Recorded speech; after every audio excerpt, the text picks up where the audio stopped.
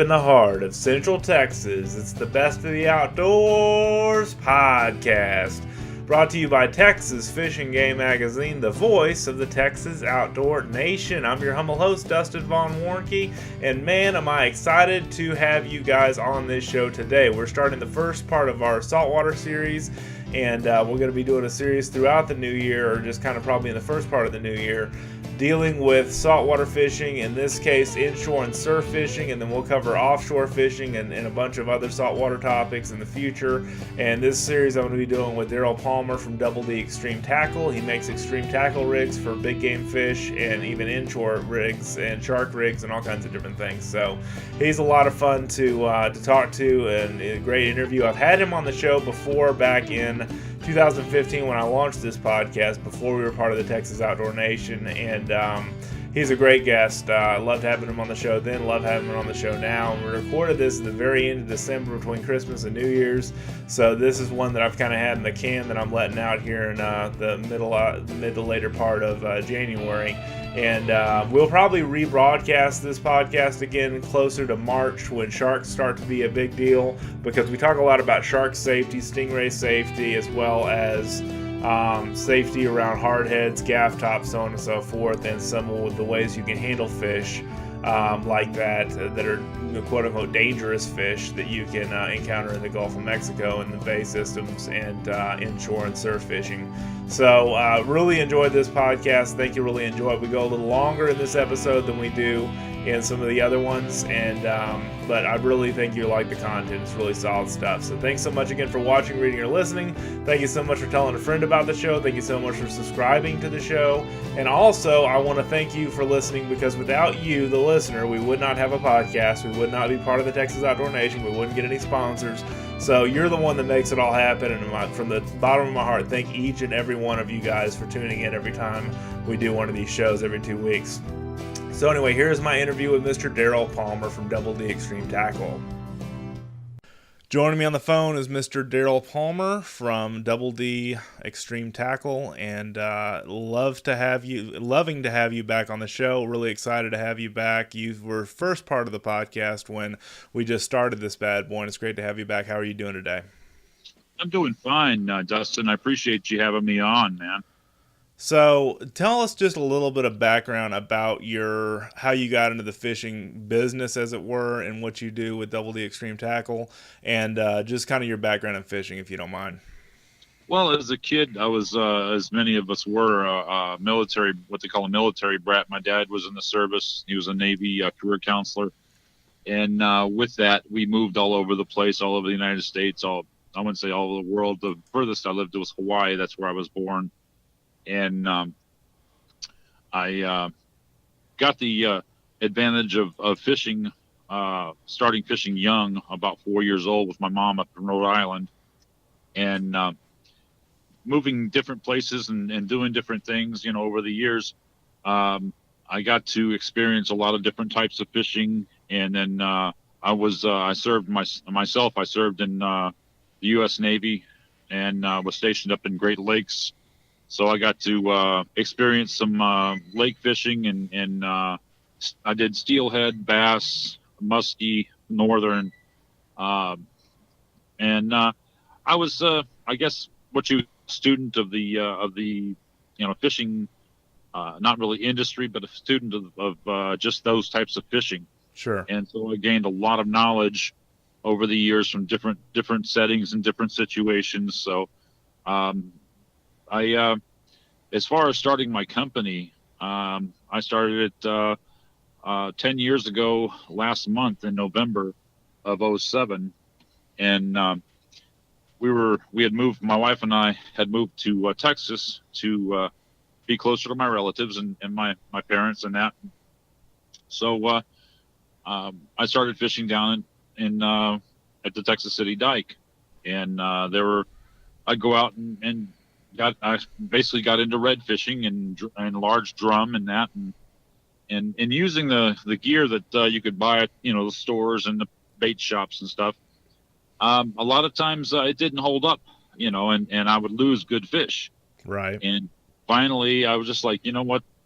I got tired of it and started building my own. And then my wife's like, people kept, started asking me, well, where'd you get this stuff? I'm like, I'm building it on my own. And they're like, well, let me borrow one, or let me have, can you sell me one? And after a few times of that happening, she's like, well, why don't you put them on eBay?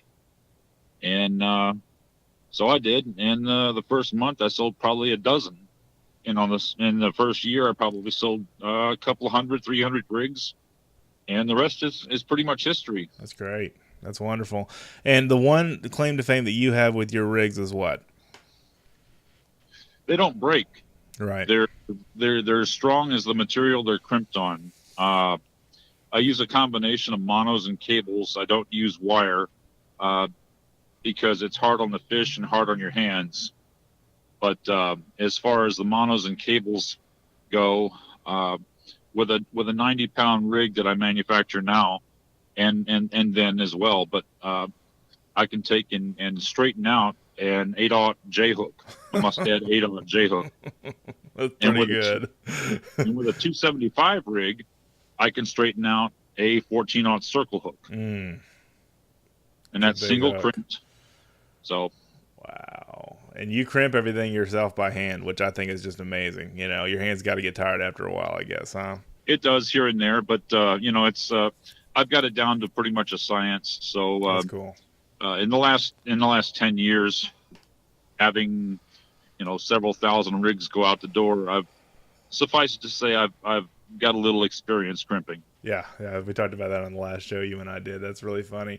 And so that's really great. What I wanted to get into this show with, and you and I talked about this in our pre-chat, is, redfish, black drum, small to medium, large sharks, inshore, and surf fishing. And we've done a podcast before with Marcus Heflin, who is Surf Fishing Santa, that we did, I guess this has been several episodes ago. And he was a really great insight of, he has a fishing ministry, much like the one I'm part of, that, he wades out in the surf and that kind of stuff. But we didn't really talk about brass tacks and gear like I wanted to with this show. I kind of wanted to talk about the basics and getting back to basics on things. So basically, we wanted to talk about rods and reels, line, baits, rigs, that kind of stuff, the basics of surf fishing and inshore fishing. Can you just give us a basic breakdown of what, and what you were saying earlier was just you a lot of us go out there, get spooled, have a fish break off or whatever, and we reevaluate our gear and kind of look to beef it up some. Isn't that right? Yeah, that's exactly right. You go out and it's a learning process from start to whenever.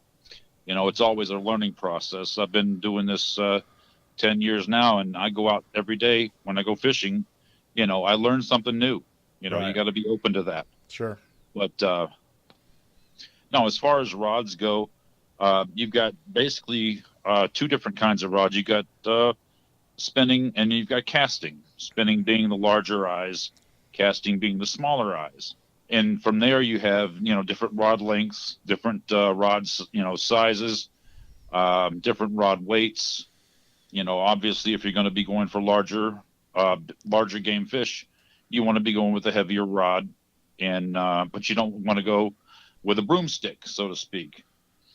And then you start getting into, as far as I'm concerned, I like casting. I'm a casting guy. I've got a couple of spinning rods for my nephew or for friends or whatever that I can bring with, but primarily, as far as my personal preference, is I prefer casting gear. Okay.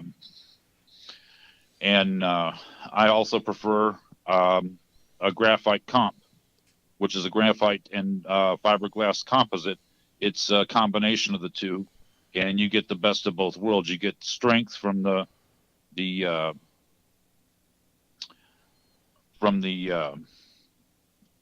graphite, mm-hmm. and then you also get flexibility from the fiberglass. Sure. So it's the best of both worlds. So, but some guys prefer all glass rods, like ugly sticks. Most of the ugly sticks, your 10s and 12s, are all glass, and those are nice rods. But unfortunately, I've blown up an ugly stick before, so I tend to go with different types of rods now. Over the course of several years, my actual go-to rod is a very inexpensive rod, and it's what's called a Daiwa beef stick. Okay. I love the way they load up. It's I believe a graphite comp rod, and it's a casting. You can get them in casting or spinning, but that particular rod is, like I said, inexpensive. They have really good backbone to them, and I've never broke one. So I basically look at it. If it's not broke, don't fix it. Sure, I get that. Anyway, and then you get into your reels, your spinning reels, and your casting reels, and that. And there's a plethora of casting reels out there. I'm not gonna, say one's better than the other one. One thing you want to look at is if you're new to the casting reel or genre, then you probably want to get a magnetic drag on it. I know several reel manufacturers offer that on their larger casting reels, 30s, 40s, 50s. Some do, some don't. I been fishing with casting reels most of my life, so I don't really have a whole lot of use for them. But casting into the wind can be a different story because you get a lot of some people call them bird nests, some people call them backlashes. For me, it's a professional overrun. Professional. I've never heard it called that before. That's great. So professional. That's what I call it, professional overrun. So anyway, what do you call it? When you're casting into the wind, it a lot of times it does help to have a magnetic drag on it, so you don't backlash the reel. So anyway, you're with in the last 10-15 years, with the advent of spectra and braids, and that your super braids, you can get a lot more capacity on a reel using a combination of braid and mono. I typically use the Jerry Brown braid. That's the one I prefer. It's a smoother, more supple braid. It's not as hard on the eyes of the rod, and it's incredibly strong, as strong as any of them. The mono I prefer is from AFW. It's called Grand Slam, and I use what they call Grand Slam Quattro, which is a 4-color mono. It changes every few inches to different colors. Therefore, it breaks it up underwater, and it's less likely to be seen by by game fish. Sure. And that's one of the things you make rigs for, is for big game fish that are wary, competitors out there, when it comes to getting out there with the heavy hard hitters, right? That's correct. No, that's great. So that's the basics on line, rod and reel. Tell us a little bit about rigs and what kind of rigs you prefer to use, and that's especially for the inshore and your heavy hitter inshore fish. And you may be on a kayak, you may be surf fishing, you may be in a bay boat. But what's your viewpoint on that? What I found works best for me. Now everybody's got their preference. What works for me is a combination of mono and cable. Like I said earlier, I don't like to use the piano wire, the single strand wire, because it's hard on the fish, and another, it's hard on your hands. Well, and you can compromise it too by bending it too much and that kind of stuff. Am I right about that? That's right. Okay. If you bend it, it decreases the capacity of that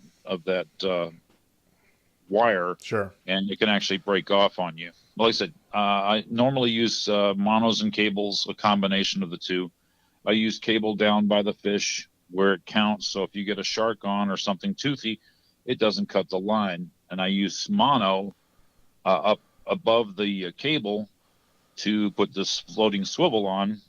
A lot of guys down here use what they call fish finder rigs, and it's similar to that, where you have a floating swivel along the mono, and that's where you put your weight. But the mono, once you cast it out a few times, if your rig was all cable, the weight, which is usually 6 to 8 ounces, tends to bend the cable right above the. A lot of guys put a crimp sleeve on the cable as a weight stop, and once you kink the cable, it loses strength capability. Right. So you compromise the strength of the cable. Therefore, I use mono.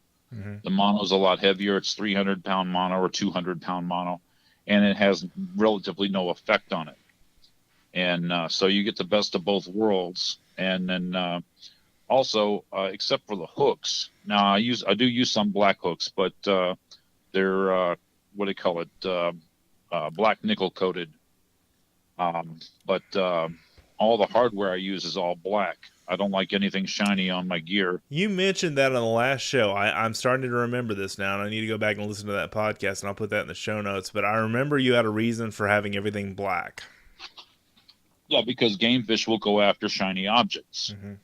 And if you're using something shiny like a nickel-plated or gold-plated this, that, or the other swivel, snap swivel, whatever, fish can go after that, and then they go after your rig instead of the bait. Instead of the bait, yeah, and that's where the rubber meets the road, because if you get them on the rig, then you're not going to get them on the hook, and that's where it counts. So yeah, that makes a lot of sense.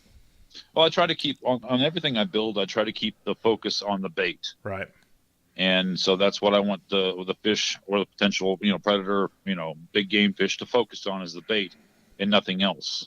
Sure. And so that's why I build everything with black hardware. And some of the new rigs I'm building now, the HD Shark rigs and some of the deep drops are built with black mono. It's not a smoke mono; it's a jet black. Huh. And so it does not reflect light underwater, and it blends in better with the sand bottoms, because there's all kinds of dead plant matter in that, and it's all black. So that's cool. That's really cool. And one of the rigs I remember that you made when we got together and that you showed me, or either you brought to me or you showed me a photo of, is one you call like a striper rig. It's like an inshore rig that you basically on the weight you actually have your bait hanging off of. Is that still something you do? Yes, I still do the striper rig. Basically, your striper rig is so you can use most of the rigs I build for surf fishing and that you can use. They're built for spider weights. Okay. Now, spider weights. That's what I was trying to say. Spider weights. Yeah, that's right. Well, I built the striper rig for a certain area of the country, which is the Northeast, and guys up there like to fish striper, and they don't use spider weights in that neck of the woods because of the bottom. It's more rocky, more shell, instead of being mud and sand like it is down here on the coast. And being it's more rocky and more shell bottom, your spider weights are going to get hung, and you're going to lose rigs a lot quicker with the spider weight than you would use with a teardrop weight. Right. Or what's referred to as a bank sinker. Uh-huh. And so I built those for use with bank sinkers or, any other kind of weight that doesn't have legs on it. Right. Like spider weight. So I actually put a little J hook. It's mounted on the mono part of the rig, the heavy mono. And you can actually hang your bait on that little tiny J hook instead of hanging it on the spider weight, which you would normally hang on one of the coastal rigs. Sure. So you can fish them from the boat, you can fish them from shore, but it also, what it does, it keeps the bait and the weight in a little compact package. So when you're casting it out, you don't lose distance because of your bait and weight helicoptering in midair. Right. Which makes a lot of sense, because we've all been there that's fished even freshwater, where your bait kind of helicopters out there in the wind, and the wind catches it and blows it one way or the other or whatever. But this keeps it all in one tight package. I think that's smart. Even do people use those? And I've asked you this before, but I can't remember the answer. Do people use those for catfish and striper and things like that, and in freshwater? Oh yes. Okay. Oh yes. They use them for catfish. They use them for striper. Some guys also use them for sturgeon. But the only difference in the sturgeon is that I order a special barbless hook from because of the laws, right? Yeah. And you can't fish for sturgeon with any hooks with a barb on it, so they have to be barbless. So I have special hooks that I use for folks that do fish sturgeon, and the rigs are plenty strong. like I said, with a 90-pound rig, I can, like I said, bend out, straighten out an 8/0 J hook. Right. And so they're plenty strong for any type of sturgeon. It's a 200-pound mono, and then on that particular rig, it's an 80-pound mono for your lower part of the rig, but you don't have anything toothy that can cut through it. So Yeah, that makes sense. Wow. So this is also educational to me because I fish, some saltwater, just not a lot, and the more I look at, this kind of stuff is something I really want to get in more because I'm thinking of getting a sup board or some kind of a combination between a kayak and a sup and doing some bay fishing and some more freshwater fishing kind of in a small boat, small craft like that with if the water's calm and that kind of stuff. But one of the things I wanted to cover with you is baits. What do you use for what species typically? for redfish, in the early spring and late fall, cut crab, fresh blue crab. Okay. You take and you leg it and shell it, and then basically cut it in half and run your hook through the leg, through one leg socket, out through the other, Sure. and you have two baits off of each crab. Oh, Now, okay. Yeah, that makes sense. Yeah, sure. um, you can also, and I've done it and caught reds on it and caught black drum. You can also use the claws. You run Okay. that. There's two sections on the claw. You have the main part of the claw where the actual claw is, and then you got an upper part, say the upper part of the arm, but you got an elbow in there in the middle, and you run your hook through that elbow, Okay, I get it. and then back out through the shell, which is pretty easy with a hook. It'll grind out pretty quick. You just kind of wiggle it a little bit, and it'll come back out through the shell. But then you take a pair of pliers and you tap on the shell just to crack it a little bit. And what it does, there's juice inside the shell, and it lets that juice come out, and that's what attracts the fish. But otherwise, in the spring, late spring, early summer, all throughout till early fall, basically whatever's in the surf is what I use for bait, because whatever's in the surf is what they're going to be eating. Right, match the hatch, kind of. If you were a fly fisherman, yeah, Right, whatever's right. there is whatever you want to offer to them, and that's good because the next thing I was going to ask you about sharks, but I mean a lot of this is even shark material too, is it not? Yeah, I mean sharks will pretty much eat anything. Right. They're not real particular about what they want to eat. If they're out there and you've got bait in the water, they're gonna if they're hungry, they're gonna pick it up unless there's a ton of bait in the water, and they don't have to. They're scavengers to a point. They're opportunists, and they're also ambush predators. So they will, in most situations down here on the coast, the water's cloudy or um, it's not clear for the most part, and so you're going to have sharks browsing just on the other side of the sandbars in the little guts. Right. And so that's basically where you want to throw, is on the back side of the sandbar, because that's where they're going to be. Right. That's where they're And going to be like I most said, likely to hook up with one. Yeah, that makes sense. right, or further out, offshore. But I mean, when I go shark fishing, I'll go different distances out. I'll go, on the back of the second sandbar, on the back of the third sandbar, and then one out, 150, 200 yards, and then one out about 300 yards, just to find out where they're at. And do And you weigh the baits out there, or do you kayak them out there, or do you just basically cast real long, or how do you do that? it depends on what I'm using. If I'm Sure. using a regular shark rod with say a 6/0 and a boat, roller rod, it's going to get kayaked. You really Okay. can't cast those. Right. It's kind of, and then if I'm using a surf rod, sometimes I even kayak those out, but most Sure. of the time those get casted. Okay. I was So just curious. that's where you want the distance, and that's where the rig comes in, where you hang the bait. On all the rigs I build, the inshore rigs, all the shark rigs I build, other than the HDs, all the castable stuff, I put a larger loop at the hook, and as far as I can tell, I'm the only guy that does that. But it provides you a larger loop to hang on the spider weight, so when you do cast it out, you don't get it hung in the rig. It falls off the weight as soon as it hits the water. Right. I get that.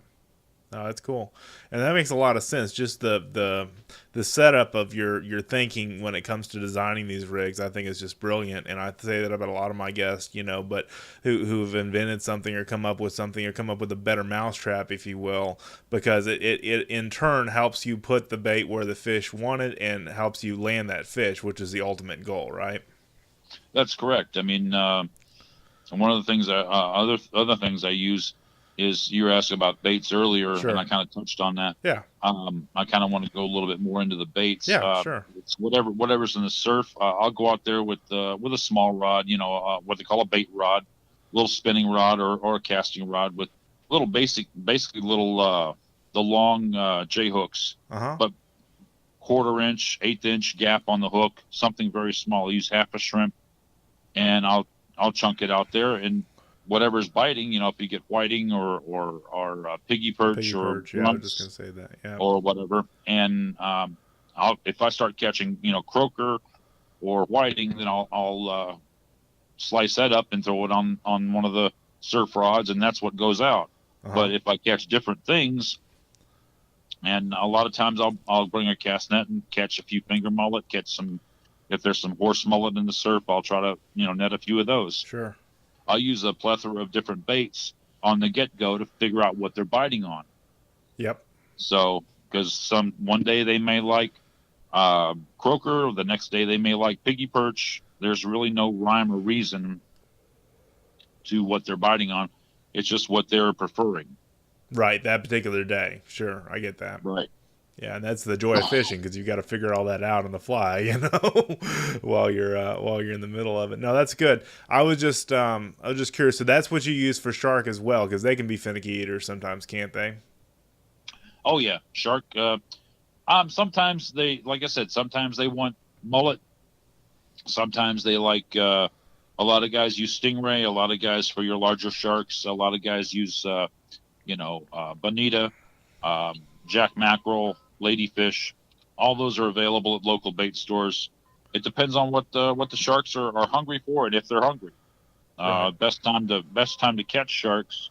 Actually, the worst time to go wading is right at dusk and first thing in the morning, because that's when the sharks are feeding. Okay, that's That's good when to they're know. closest. That's when they're closest into shore, because that's when, like I said earlier, they're ambush predators and they're opportunistic predators. Yes. They go where the bait is. And that's the That's interesting thing. I wanted to touch on it, especially on this show, because we touched on it basically in the show we did a couple of years ago.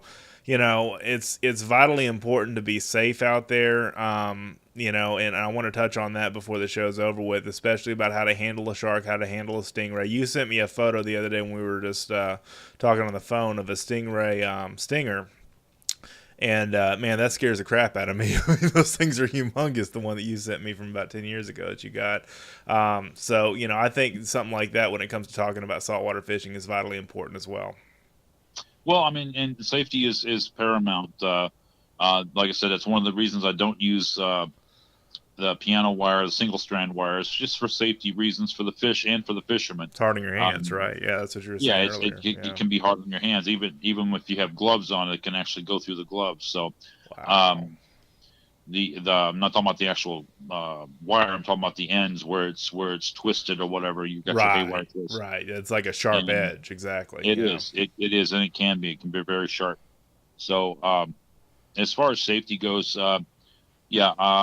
if you're going to be fishing in the surf, I wouldn't be out.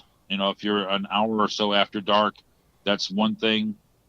But if you're going to be fishing right at dusk, be careful. Be very careful about know what your surroundings are, and it's really not worth it to go out there, especially if you're in Florida. Last year was a really the shark populations were really high last year inshore, and there were a lot of sharks, cruising the beaches and just off the beaches. So be careful. Say an hour before dusk, or an hour before, like I said, dusk, an hour after dusk, an hour before daybreak, an hour after daybreak. I wouldn't be in the water myself. Those are peak times for feeding. Yeah, for feeding very, shark. Okay. Those are peak times for shark feeding, and if you look at a lot of the shark attacks, a lot of them occurred during those times. Yeah, that's a good point. So the other thing is when you get a shark in, I mean, redfish and drum, they're pretty much, there's nothing really on them that can really hurt you, except for when you're trying to pick up a drum or redfish, try to pick it up around the where the gills meet at the underside of the fish. Yes. Not up in the mouth area, and not across the palate. That needs to be said. Yeah, that for sure. Go ahead. Keep going. What they do is they both feed on crustaceans. That's why they like crab, and they can take and crush a full-grown crab or an oyster. They feed on oysters as well, and they can crush oysters with that palate. So if they can crush an oyster, they can make mincemeat out of your thumb or your fingers. So be very careful when you're picking them up, because a buddy of mine had that happen, and it basically, like I said, it crushed his thumb, lost his nail and everything, and it was pretty gross. But yeah, they're very, very, very powerful, and that's it's hard cartilage in his mouth, and then on the bottom side, bone on the top. So just be real careful when you're trying to pick up a redfish. Also, when you're picking up reds, pick them up from the gills and the tail. Yes. Don't hold them straight up and down. Right. It's not good for the fish. Right. Try to hold them horizontally instead of vertically. If you catch a drum, say if you're out on a boat or whatever, fishing in any more than 10 feet of water, if you bring up a drum, you have to air the drum. In other words, you have to basically puncture the air bladder and let the air out so he can swim back to the bottom. There's plenty of websites or plenty of how-tos on that out on YouTube. So well, and there's a product out there of a company that I've come in contact in my work in the advertising world, and that's Venefish, that makes basically a needle that is protected from the human hand, and basically just does its job to vent the fish, and so it can go back down and release and live a good life. But there are other tools in the market like that too. But that's one I wanted to mention. Venefish. It's kind of a specialty tool for something like that, for venting fish like that. Right. Well, like I said, there's plenty of videos out there for you to watch where to vent them. Yes. It's basically, if you basically lay the pectoral fin, lay it on the side of the fish, and it's about an inch behind the pectoral fin, and you go in at an angle, about a 45-degree angle from the tail towards the nose of the fish, and usually you'll hit it's not real hard to hit. So you just let them air out, and then you pull the needle out. Right. No, that's good. They'll heal up within a day or so, and it won't hurt them. Yeah, be back to normal again. Yeah. Right. No, I'm glad you mentioned that, because that's something you need to be concerned about with pulling those fish out of deep water. I know it's coast and inshore and bay fishing and stuff is very shallow and skinny water in a lot of regards. But if you ever get that out there with black drum and that kind of stuff, that's something to really keep in mind. I'm glad you mentioned that, Daryl. You want to be as friendly to the the fish that you're catching. If you're not going to keep them, you want them to have the best chance of survival. Right. So yeah, and you and I talked a lot on the last show we did about conservation, and about you've got some stuff on that you've come up with and posted different places about cutting your line after you take it off of the spool, cutting up mono and cutting up rigs and stuff like that to not rigs, but cutting up your line so it does not entangle nature in the future and that kind of stuff. And I think those kind of things are vitally important too.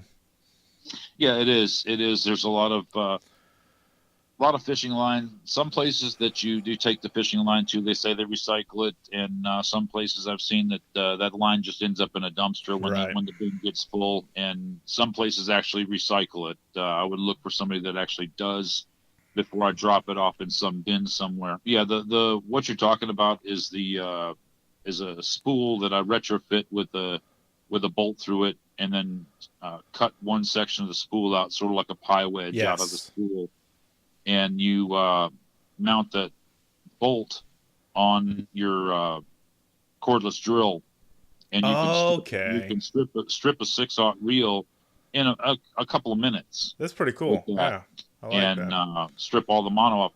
but then you use a pair of cutters or whatever through that pie slice that's cut out of the spool. Yes. And you can get underneath the line and on top of the line, and you can basically cut it, and it just falls right off the spool once you cut through it. And it's pretty much rendered useless. Yeah, that and way. It's at that point it is useless, but it's also in less than 1 foot sections the entire spool. Yes. So it can't entangle anything, because the line will go into the landfills, and there are predators, wolves and birds and all kinds of scavengers that go out there. And you don't want them to get killed either. No, I mean, and that's the thing. Like for instance, and this is a very simple thing, but every time I get a 6-pack of soda or anything like that has those rings on it, I'm always, I've learned this from when I was a little kid. Always cut those, because they are going to end up in landfill, and a turkey buzzard could get wrapped around it, and die that way. And what an awful way to die. So I always am still teaching my son, who's 8, and everybody around me that I can reach about, hey, cut up your line after you're done with it. Don't just leave this stuff to chance, because it can hurt some future wildlife, even in a landfill. That's a very good point. Yeah, and especially, I mean, your larger weights of mono, anything 20 pound and up. Sure. Basically, a lot of the 4 or 5 pound they can pull out of, but you get 20-30 strands of it, and then they can't. So yeah, cut it up as much as you can before you throw it away. Yeah, conservation is something that is very important to me. If you're not going to keep the fish for eating or whatever, just let it go. There's no reason to kill it. Sure. And use hooks and tackle in a way where it's beneficial for you to catch the fish, but it's also beneficial for the fish not to gut hook the fish, or not to do any undue harm to the fish, while you're bringing it in. And I'll even say this, even if it's a hardhead, because those if you kill those and throw them back in the water, those spine, the dorsal fin, can really hurt somebody if they step on it. I always try to be very careful when I'm dealing with hardhead catfish and gaff top and that kind of stuff that some people don't eat, and that are hard to clean or whatever, that you just don't discard those and be careless with them, because there's a lot of pain that they can inflict, live or dead. Yeah, they are. They're the bad thing about hardheads is their spines, that's the 3 spines on it, the tri-fins, if you will, are barbed on one side. And so they push in, but you can't pull them out. They have to be kind of surgically removed or pushed all the way through. And most people, when they get hit with a hardhead barb, it's usually just a nick. Yes. Usually just pokes you a little bit and then pops right back out. It doesn't go all the way in, but even those can be extremely painful, because they do have a toxin on their fin. That was the next thing I was going to mention. Yeah. And the thing is, and it sounds weird, but it does work, and that is take the slime off the hardhead and rub it into the wound, and that will neutralize the toxin that's coming off the fin. I learned that from you years ago, so I'll have you to thank for that. Yeah. Yeah, it does work. So it works better than meat tenderizer or WD-40 or whatever else you've heard, right? Because they're immune to their own toxins. Yes, and they carry that immunity in the slime on their skin. That is really interesting. I mean, how intricately designed all of nature is. I always bring that up, but I think that's kind of interesting. So the antidote's right there in the slime. Wow. Yep, so, it is. And now you mentioned earlier stingrays. Be very careful with stingrays. Yes. Obviously, we know Steve Irwin met his demise at the hands of a big stingray, but it wasn't the stingray's fault. He just happened to be in the wrong place at the wrong time, and they can move their tails very, very quickly. They're incredibly strong as far as their tails, and the barbs, as opposed to hardhead barbs, they're barbed on both sides. Yes, just like the picture that I sent you, Dustin. Uh-huh. It's a pretty nasty picture. It's pretty brutal. But they've also got a toxin in their on their barb, which basically it's meant to deter predators from going after them, and it's one of their defenses. But yeah, if you get a stingray barb, make sure you cut it off from the stingray with a pair of wire cutters. Right. Just leave it wherever it is. Don't try to pull it out and go on to the hospital.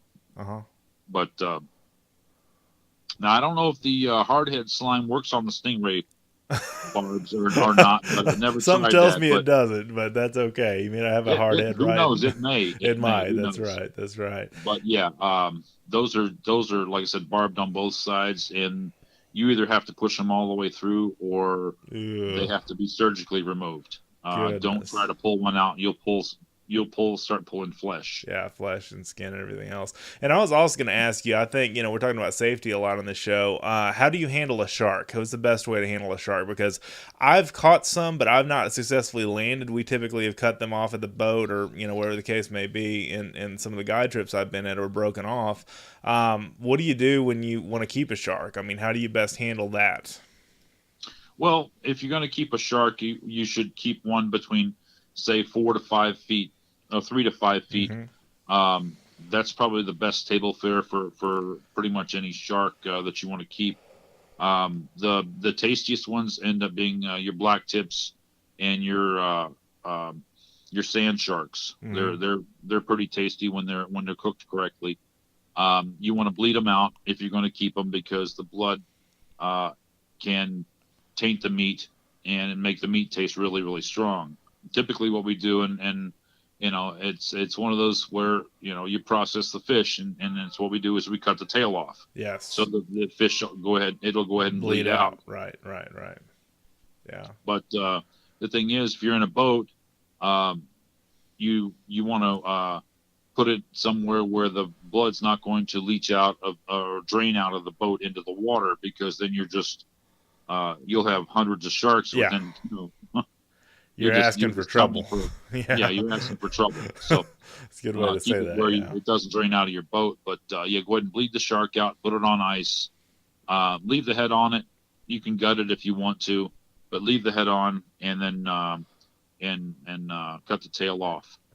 But if you're not going to keep the shark, the best way of handling sharks under 3 feet, depending on how robust you are, how much body strength you've got. Because the sharks are very, very strong. They're unimaginably strong side to side as far as the tail movement. They can slap you with that tail. Yeah, that's one thing you and I talked about before. My brother's, he's 6'4" or 6'3", and he's a big dude. He couldn't take an 18-inch hammerhead that we caught out at 91st one time.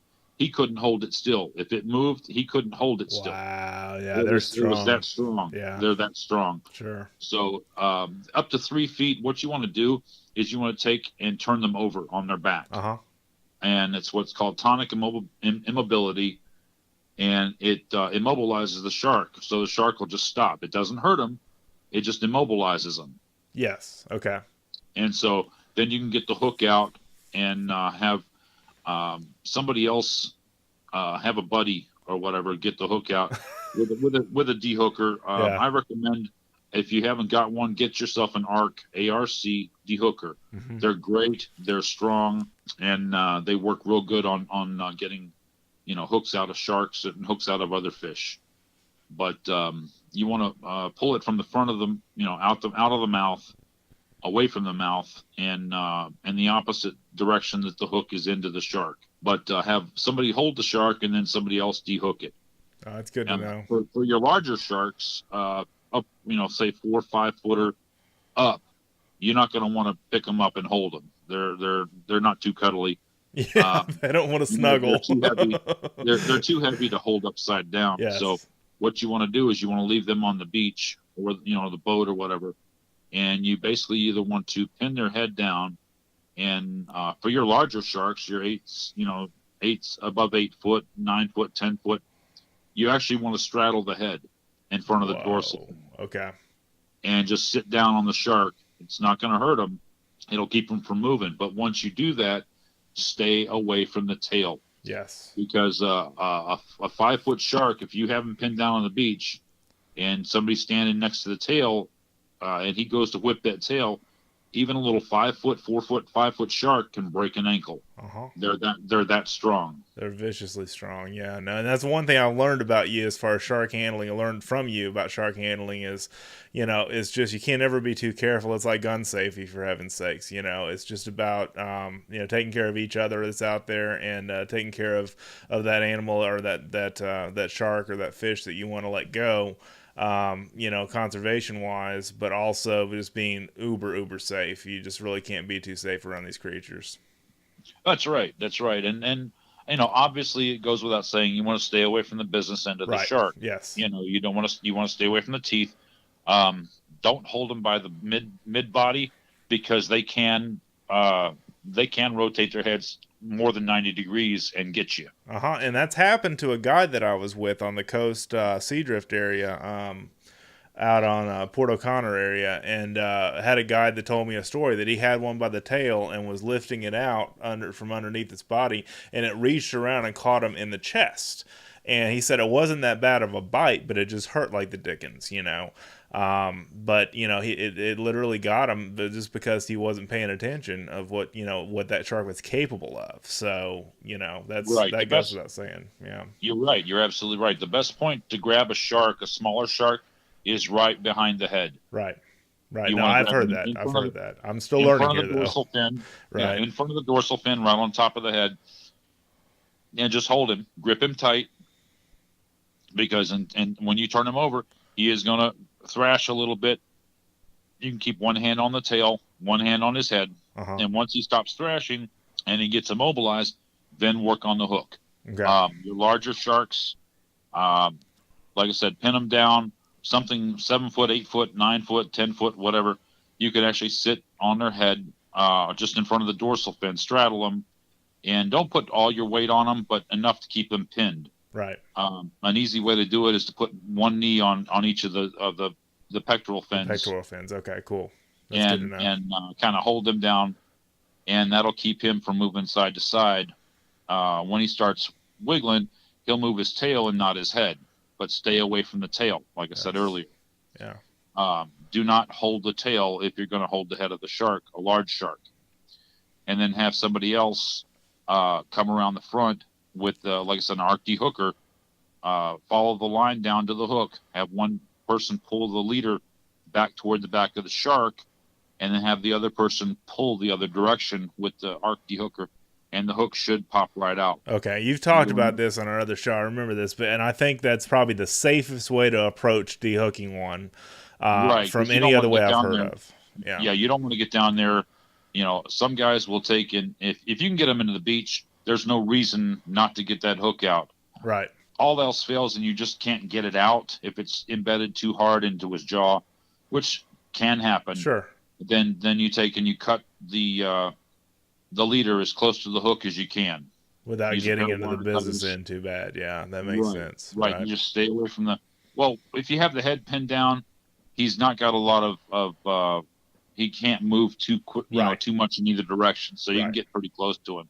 Just come from the back side of him. Don't come from the work from the tail toward the nose, not the nose toward the tail. Right. So that's good.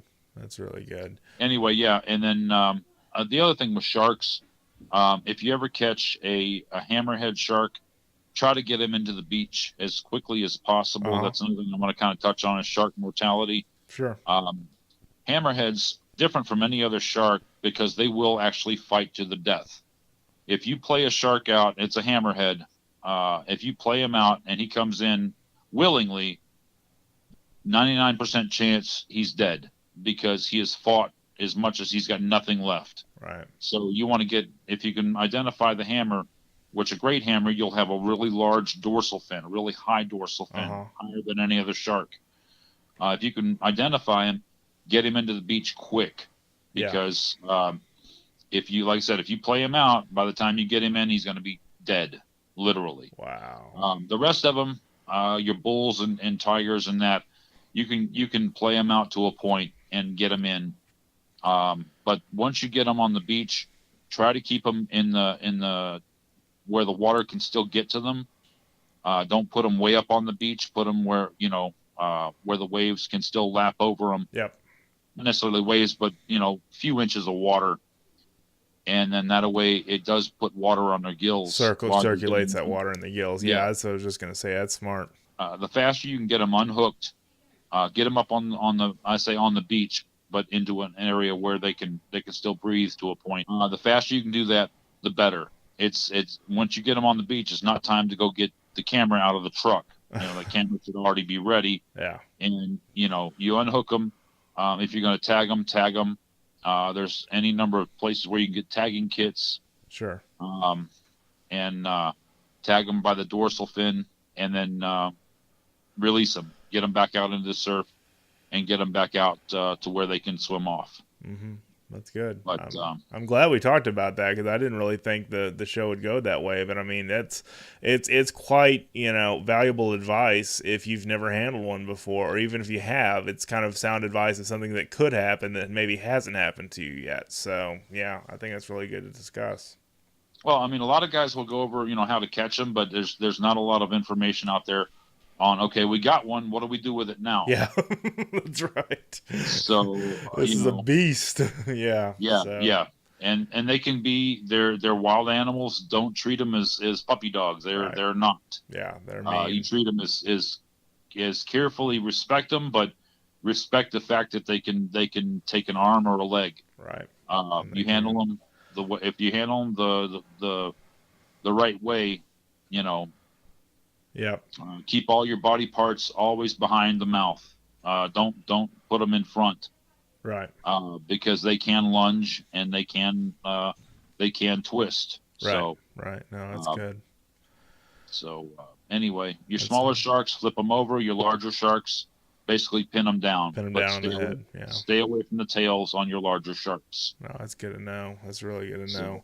And overall, I mean, are there any particular brands that you stick to besides your own brand of rig, obviously? Are there any particular outdoor brands that you're kind of fond of that you fish with more than others? I'm just curious if that's okay to ask. Well, I really don't want to say, one way or the other, which I like the Arc dehooker. Sure. That's an ARC.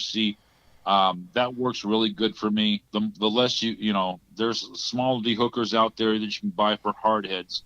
I would highly recommend them. Just to have on site, right? Yeah. Yeah, just to have them. I try not to touch hardheads at all. I'll use a dehooker on a hardhead as much as possible, so I don't have to touch them. And because you will catch hardheads if you fish, especially cut bait in the surf. I mean, it's pretty much going to happen. So yeah. And it typically, if hardheads are biting, typically there's not much else biting. Right. That's another good point to make. So you might as well hang it up. Yeah. No, that's good to know. But no, as far as AFW, I use their cables and monos in the gear that I build. Their swivels, their sleeves, mustads.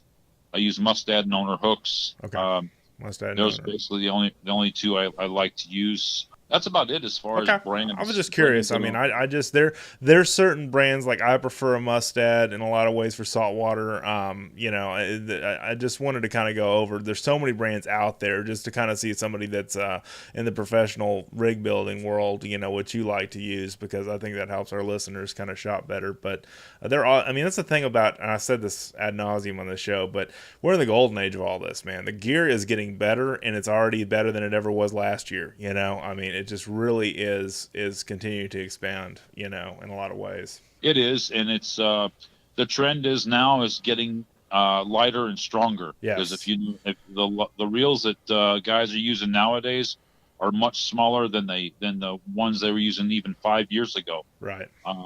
Their gear ratios are higher. You have a small reel that's the size of a bass reel now with a handle that you would use on an offshore reel, and they work great. Built for heavy duty business. Well, yeah, because you have the advantage of super braids now, which take up much less room than monos do on a reel, and it's just one of those. But there's certain things that you don't use braid for, and that's one thing. You don't lay braid on the sand because it will sand will eat it up. The abrasives, right? That's why, that's why you use a shock leader or use mono on the sand. You don't use braid in high impact situations because it can break rods. It usually doesn't break the braid, but it can at 26 pounds of drag. You have that much drag on a rod, and you have a wahoo hits it or something like that. 110-pound person, you pull you right out of the boat. Yeah, that's a good You point. want that little bit of shock as far as mono goes, because it does stretch. It gives you a little bit of a shock, like a shock absorber on your line. Right, that's good to know too. I've always wondered why you like mono so much for that reason, and that does make a lot of sense right there. Well, the other thing is that mono cable's more expensive. Yes. And to keep the cost down, I use a combination of mono and cable. And not to mention, I do sell all cable rigs, but those are mostly for offshore. Right, deep sea and big game, yeah. Right, big game. And my fella just I built some shark rigs for him about a month ago. He's out on the coast of North Carolina, and he's one of the few people, actually the only person I know that goes out and does fishes for great whites with rod and reel. And he actually pulled about a 1,300-pound female, got her up to the boat with some of the gear that I sent him. It's 400-pound mono, the black mono I was telling you about earlier, single crimped with stainless swivels and stainless snaps. And the upper part of the rig is a permanent part of the rig, and then the lower part of the rig, it's got a 600-pound snap on it, and you can interchange whether you want to run cable or you want to run like him in his case. He has to run piano wire because the great white will chew through the cable. Oh yeah, I've heard that too. I mean, they're just massive beasts, and we've talked about great whites on the show too. But for somebody to use a rig of your making, on a great white shark, I mean, that's got to make you feel proud, So. Well, it's nothing that I. It was just waiting for somebody to do it. Right, somebody to accomplish that goal. Yeah, I get what you're saying. Yeah. Right. I mean, I 8 years ago we towed a truck with it. It's on my Facebook page. If you look at the one of the videos on my Facebook page, it shows my green Tundra towing an Xterra. Oh my gosh, another full size vehicle. That's great. Yeah, and that's with a 300-pound. It's a 300-pound mono, 600-pound cable, single crimped shark rig. That's awesome. That's the same one that if somebody orders the $20 shark rig from me, the HD, that's what they get. So I still build them to this day. You can build, you can get a heavier one or a longer shark rig. And that's one thing I kind of wanted to mention earlier. Sure. Is in the building of the rigs that I do, all my gear is variations of the same rig. And it's either heavier mono, lighter mono, heavier cable, lighter cable, and different lengths and different hooks. Right. But it's basically the same. You have an upper parts mono, the lower parts cable, and it's the best of both worlds. You get really good durability, but you also get very high strength. Right. No, that's great. That's what you really want out of a good rig. Tell us how to find you, order your rigs, that kind of stuff. I'm on eBay. Just look up Double D Extreme Tackle on eBay. Also, if you look up castable shark rigs on that's an easy way to do it on Google, or you can just Google Double D Extreme, and my website will pop up. Great, and you've got a Facebook page. People can connect with you. I'll put that in the show notes as well. Yes, I've got a Facebook page. It's Double D Extreme Tackle. It's actually off my page. Like I said, my name's Daryl Palmer. And my number is 281-804-9829. I answer phone calls anywhere from 8 in the morning till 9 or so at night. Oh, that's great. So if you want to call me just to chit chat, there's been plenty of guys that have called up. Hey, I'm going here. What should I use? And like I said earlier, I don't know everything, but I know a little bit. Right. And I'll try to steer them in the right direction. I had a client come out of Mexico City last year, He comes up to Florida every year because the beaches down there, I guess, are too dangerous with all the cartels and that. Yes. So he comes up to Florida to go fishing, and they put with the information that I gave him, going from zero to almost almost a seasoned shark fisherman. They put a nice 8-foot bull on the beach. Wow. And they were elated between him and his brother and his brother-in-law. That's great. No, that's wonderful. They all got him in, got him released safely, and they were elated. Oh, that's great. What a story. And that's the thing about you that I've always liked. And I don't even remember how we met. I think it was on LinkedIn or something years ago. But I mean, the thing that I've always liked about you is how accessible you are and how much knowledge that you've imparted on me about saltwater and especially big game saltwater fishing. And that's what I really want to dive more into in this show series is that kind of stuff. So I really appreciate your time today. Well, you're welcome, Dustin. And it's always a pleasure talking with you. And, we're, I think we've been friends for quite a long time. Yes. And I think we're going to, stay friends for a very long time because we're like you said, you're accessible just like I am. Sure. All I have to do is pick up the phone and call you. And same thing with the clients that I have, is if you need to talk or just want to, shoot the breeze about fishing, give me a holler. I'll talk to you for hours about that's fishing. Great. That's the thing I've always liked about you. That's great. And if the thing is, and one thing I do tell the folks that do call in, if you're ever on the beach and you got phone access, you get in a jam, call me. I'll do my best to talk you through it. Right. That's another great asset of knowing you. Yeah. A lot of the situations I've been in, or have had friends that have been in, and I can. If you get into a situation where you're not sure what to do, holler at me.